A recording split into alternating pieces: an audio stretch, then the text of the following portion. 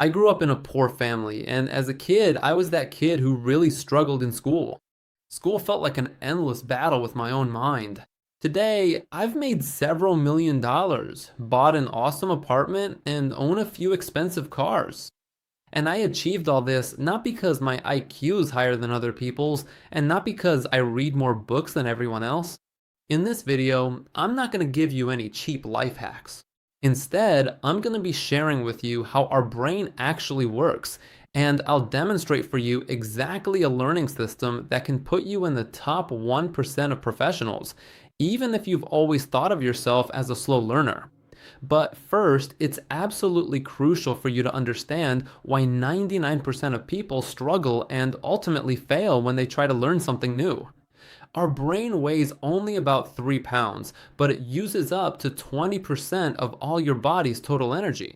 One of the most energy consuming parts is the prefrontal cortex, which is basically the CEO of your mind. Every new theory, every complex idea you try to cram into this region causes a sharp spike in its need for glucose and oxygen. From a metabolic standpoint, this is a very expensive pleasure. Imagine that this area is a tiny cognitive bowl that holds only about 100 grams. The problem is 99% of students try to learn by cramming and forcing knowledge in. But if you try to pour a liter of theory into a 100-gram bowl, how much will actually stay in?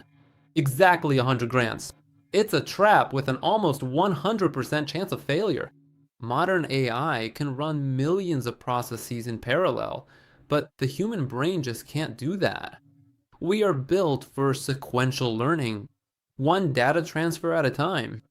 So give your brain a break.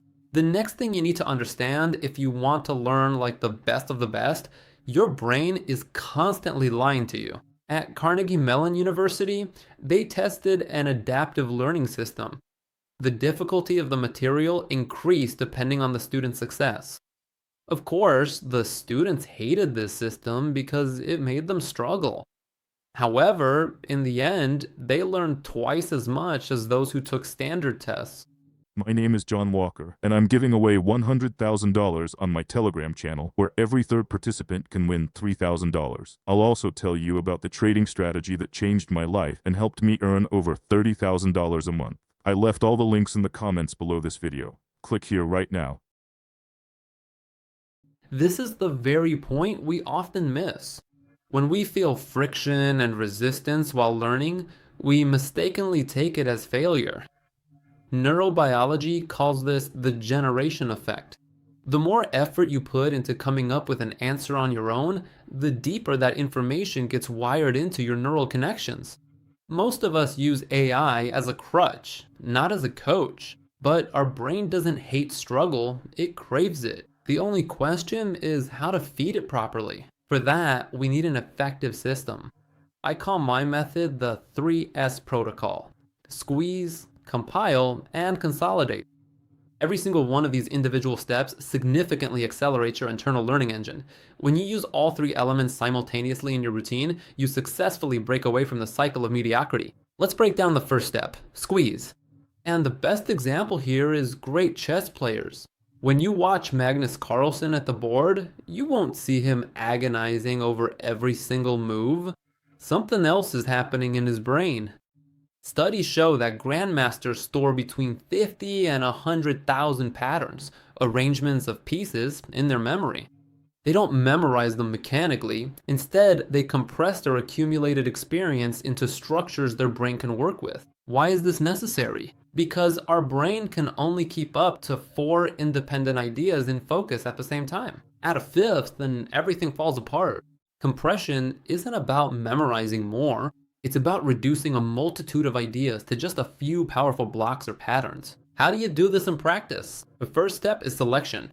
For example, when I want to study a book, I ask myself, which 20% of the content will give me 80% of the value? Most books revolve around one main idea.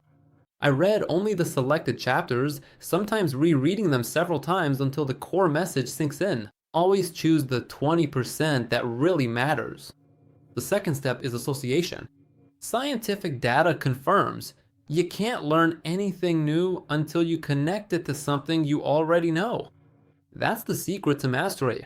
Ask yourself, where have I seen something like this before? How does this relate to my past experience? Carlsen wins because he recognizes an old pattern in a new game. The third step is chunking, creating blocks. You take these ideas and compress them into a simple model, a drawing, a brief summary, a metaphor, or even a melody. Most people overload themselves with information, but the best ones compress the information before they consume it. Many people have seen the movie Rain Man, which is based on the story of Kim Peek. He was a savant, a living Google, who remembered every word from the 12,000 books he had read. His brain had a unique structure. There was no partition between the hemispheres. But there's a tragic detail in this story. Kim couldn't handle even the simplest everyday tasks or social situations. This proves that memory by itself is not a skill. You can keep the whole world in your head and still not know how to live in it. This is the trap of accumulating information. We confuse consumption with learning. To truly compile knowledge, you need three things: a timer, a test, and tools. A timer is needed to manage your cycles. Your brain works according to ultradian rhythms, 90 minutes of peak concentration, followed by a mandatory 20-minute break. Check your calendar. You have blocks of deep work scheduled? Use this cycle and defend it ruthlessly. The second element is the test. A common mistake is to study for months just to take one big test at the end. That's a waste of time. Many programmers use agile development methodologies and short sprints. Apply this to your studies. Learn, test, learn, test. And here, tools are important. The first is slow burn. If you're learning something physical, like playing the guitar, do it painfully slowly. Focus on every micro movement. The slower you practice, the faster you learn. The second is immersion. Rehearsing in front of a mirror is good. But performing in front of a live audience is so much better.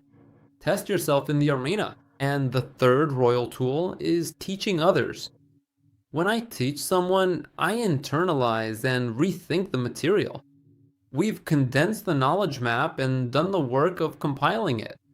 The final stage is consolidation. If time is money, then trying to learn only with sticky notes and flashcards is a bad investment with low returns. Learning is a two-stage process. The first stage is focus, when you send your brain a signal to rewire its neurons. But the second stage is even more important. It's rest.